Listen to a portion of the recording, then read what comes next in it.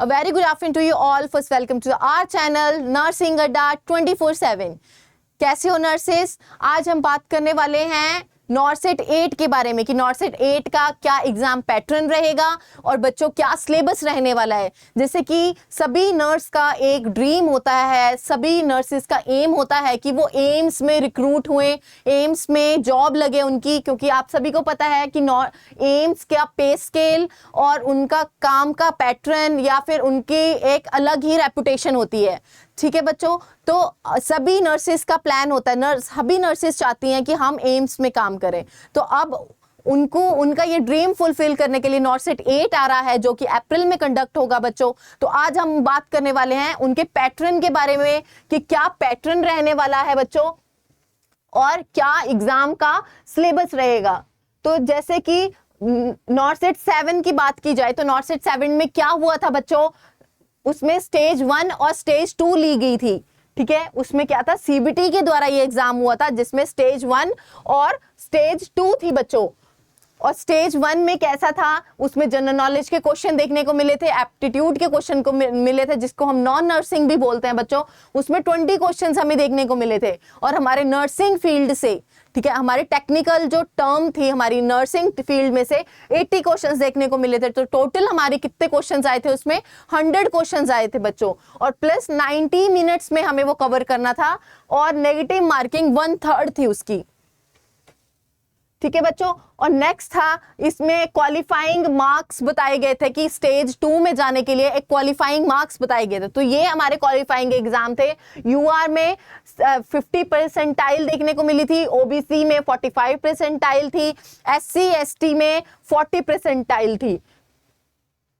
अब नेक्स्ट इन्होंने क्वेश्चनिंग बताई गई थी कि क्वेश्चनिंग कैसे होती है। इसमें क्या था, नर्सिंग कोर्स रिलेटेड इन्होंने 160 एमसीक्यूज लिए गए थे बच्चों जो 160 मार्क्स के थे और इन्होंने 4 सेक्शंस बनाए गए थे। कितने सेक्शंस थे बच्चों, 4 सेक्शंस थे और चारों सेक्शंस कितने कितने मिनट के थे, 45 मिनट्स के। जैसे कि अगर फर्स्ट सेक्शन 45 मिनट्स का था देन ऑटोमेटिकली वो जैसे 45 मिनट्स खत्म होते थे तो नेक्स्ट सेक्शन स्टार्ट हो जाता था। ठीक है, और ऐसे ही करते करते 4 सेक्शंस थे, 45 मिनट्स के थे। ठीक है, और एक सेक्शन में 40 क्वेश्चंस लिए गए थे बच्चों। ठीक है, और उसके बाद इसमें नेगेटिव मार्किंग भी थी, 1/3 की नेगेटिव मार्किंग थी। सेम क्वालिफाइंग मार्क्स थे, 50 परसेंटाइल, 45 परसेंटाइल, 40 परसेंटाइल। ठीक है बच्चों, और उसके बाद हमने इन टाइम बिटवीन में हमें क्या करना था, अपना 45 मिनट्स में हमें अपना एग्जाम कवर करना था। तो अभी हम बात करने वाले हैं एम्स के सिलेबस के बारे में कि क्या क्या सिलेबस रहने वाला है। जैसे कि इसमें हमने पहले पढ़ा कि जनरल नॉलेज एप्टीट्यूड के बारे में जो कि नॉन टेक्निकल है।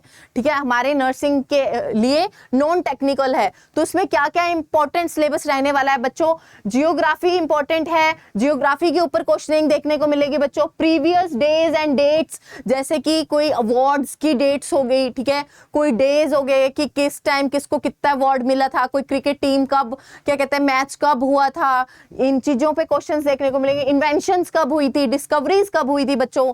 ठीक है, इंडियन हिस्ट्री के बारे में क्वेश्चंस देखने को मिलते हैं, पार्लियामेंट के ऊपर, पॉलिटिक्स के ऊपर क्वेश्चंस देखने को मिलेंगे, इन्वायरमेंटल इश्यूज के ऊपर, रिवर्स के ऊपर कि ये वाली रिवर कब कहाँ प्रेजेंट है, रिवर की एग्जांपल देके उसके प्लेसमेंट के बारे में पूछा था, लेक्स के बारे में पूछा था, सीज के बारे में पूछा था। देन लिटरेचर के बारे में देखने को मिला था, सिविक्स, स्पोर्ट्स के बारे में, स्पोर्ट्स के अवार्ड्स के बारे में, स्पोर्ट्समैन के बारे में, और ये कौन सा, जैसे कि हमारा कोई इंटरनेशनल प्लेयर है वो कौन सा विन किया था, किस टाइम कौन सा जीता था, हारा था, ये सारी चीजें। नेक्स्ट टूरिज्म के बारे में बात करी थी, आर्टिस्ट के बारे में बात हुई है, फेमस बुक्स के बारे में, नॉवेल्स के बारे में बच्चों बात हुई है, हमारे ऑथर्स के बारे में बात हुई है, कंट्रीज कैपिटल्स के बारे में बात हुई। ये तो हमारे जीके के क्वेश्चंस भी आ गए इसमें। ठीक है, और करंट अफेयर्स, लास्ट 6 ईयर के करंट अफेयर्स के बारे में पूछा जाता है।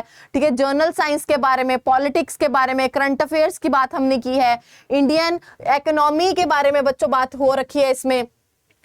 और उसके बाद हमारे क्या कहते हैं, एप्टीट्यूड के ऊपर क्वेश्चनिंग आई थी बच्चों, जिसमें क्या था, सिंपल इंटरेस्ट के बारे में क्वेश्चनिंग आई थी। उसके बाद रेस के, गेम के बारे में क्वेश्चनिंग आई थी, टाइम डिस्टेंस के बारे में क्वेश्चनिंग आई थी बच्चों। देन कॉम्बिनेशन, ठीक है, टाइम, डिस्टेंस, हाइट, ये सारा मिक्सचर जो भी हम मैथ में करते हैं, HCF, LCM, probability, volume, surface area, ये सारे क्वेश्चन, इन सारे चीजों के ऊपर क्वेश्चनिंग देखने को मिलेगी बच्चों। और नेक्स्ट है नंबर्स, एवरेज होगी, चेन रूल हो गया हमारा, स्क्वायर रूट कैसे बनाते हैं, क्यूब रूट कैसे बनाते हैं, ये हमारे इनमें जो 20 क्वेश्चंस हमारे इसमें होंगे नॉन टेक्निकल में बच्चों, वो इन क्वेश्चनिंग के ऊपर आपको देखने को मिलेंगे। नेक्स्ट हमारा पार्ट आ रहा है कि नर्सिंग का हमें क्या देखने को मिलेगा बच्चों, नर्सिंग का।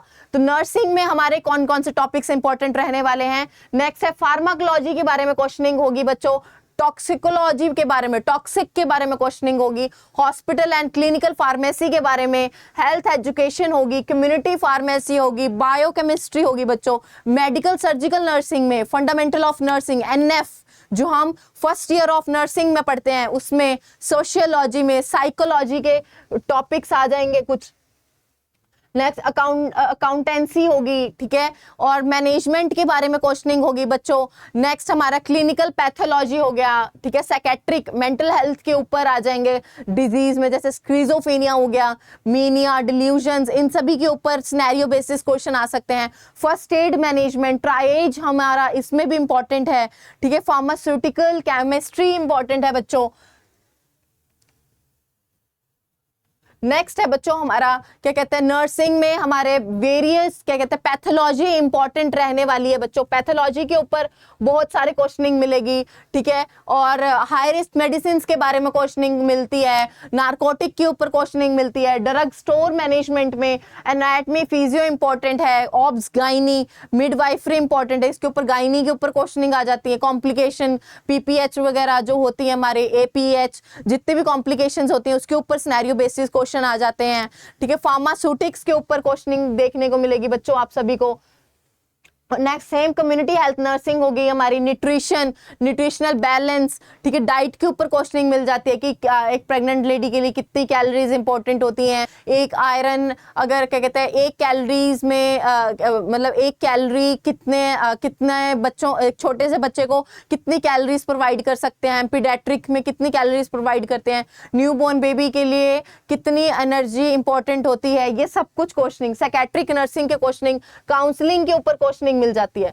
तो बच्चों अब हमने डिस्कस करा है अपने सिलेबस के बारे में कि क्या क्या नॉर्सेट का सिलेबस रहने वाला है। इसके ऊपर हमारे बहुत सारे हर एक टॉपिक में से 2-2, 3-3 क्वेश्चनिंग जरूर आएगी। तो आप सभी को एक ही एडवाइस है कि इन टॉपिक्स को अपने ध्यान में रखते हुए अपने एक इंपॉर्टेंट टिप्स बनाइए कि पहले थ्योरेटिकल कंप्लीट करने के साथ साथ आपको MCQs डेली के 300-400 कंप्लीट करने हैं, क्योंकि अभी अप्रैल के लिए थोड़ा टाइम है, तो आपके पास एक स्पेसिफिक टाइम है बच्चों तैयारी करने के लिए कि आप अपनी अभी से ही तैयारी स्टार्ट कीजिए। Thank you so much, all the best. जुड़े रहें आप हमारे चैनल के साथ, नर्सिंग अड्डा 24/7।